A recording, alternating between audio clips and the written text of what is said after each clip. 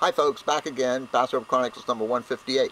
This is going to be somewhat similar to 157 that I'm just ranting about evaluation.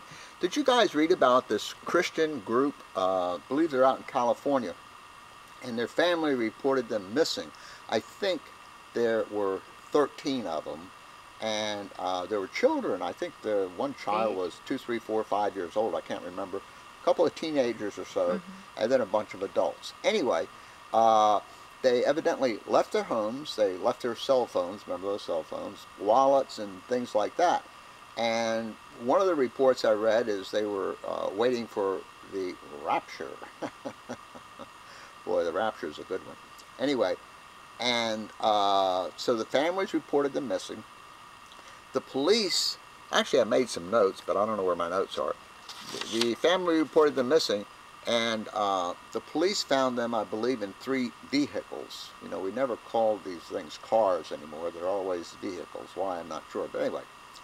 And they were at a high school, and it's my understanding they were out there praying that there wouldn't be premarital sex or some other kind of stuff. And supposedly the first police officers who happened by, you know, thought, hey, you know, these people, you know, they aren't breaking any laws and there's nothing we can arrest them for. Subsequently, the leader of the group was put in a psychiatric hospital. They call it, they refer to it as a 72-hour hold for further, yes, evaluation. And they put her in there under the unable to care for self or others provision of whatever code they have in California. And not sure exactly why I'm mentioning this, other than the fact it's kind of interesting. In other words, when these Christians, and this is a fairly normal Christian belief, my understanding, you know, about the rapture. You know, people believe that. Lots of Christians believe it. So, are we able, just because someone believes in a rapture, to lock them up? And if we are we saying that we think this person is crazy or insane or whatever word you want to use because they believe in the rapture? Now, that was going to be the short one. I'll make this a little longer. Now, what about Pat Robertson?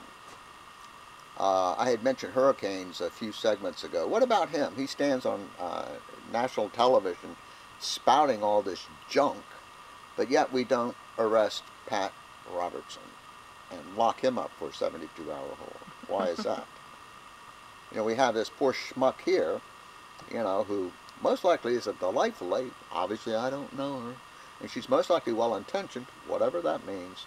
But we lock her up just because, you know, she leaves her wallet at home and cell phone, gathers up some of her flock, and they go out there to wait for the daggone rapture. Is there any real difference between waiting for the rapture out in the park somewhere or believing in the rapture? What is the difference there, if any? Should we be able to lock up all Christians? I didn't say that. Yes, I didn't. Should we be able to lock people up because they don't believe the way we do? Should we be able to do that? Of course not. We really shouldn't. And should we have locked up this lady? I don't know. I wasn't there. But it just sounds like, you know, if you're poor and have no money, you stand a far better chance of getting locked up than if you're Pat Robertson and have tons of money, regardless of what Pat Robertson says. I doubt if we're ever going to lock him up. I wish we would, but I don't think we're going to do that. Anyway, food for thought, I guess. When do we lock up Christians because of their beliefs? Because obviously this lady was locked up primarily because she believes in the rapture. Now what they're saying is she's no longer able to care for herself. So where is it that our beliefs get to a certain point where we cross that line and the authorities, if you will, who are also most likely Christians, come in and lock her up? As Pat Condell would say, ladies and gentlemen, peace.